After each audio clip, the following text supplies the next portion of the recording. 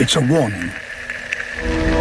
As it touches the seafloor, it kills whatever living thing it contacts by encasing it in a tomb of ice.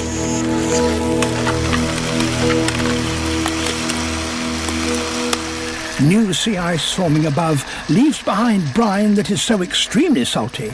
As it descends, the seawater around it freezes instantly and forms a sheath of ice, a brinicle that grows downwards towards the seafloor.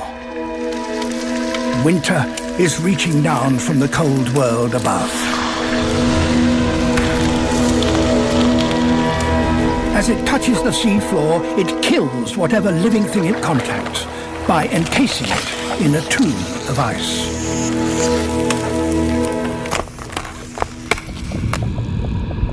Another, more constant attack rises from below.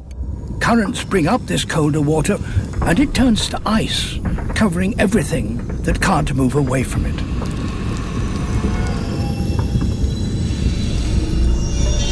And then the ice, being lighter than water, begins to float, lifting away anything attached.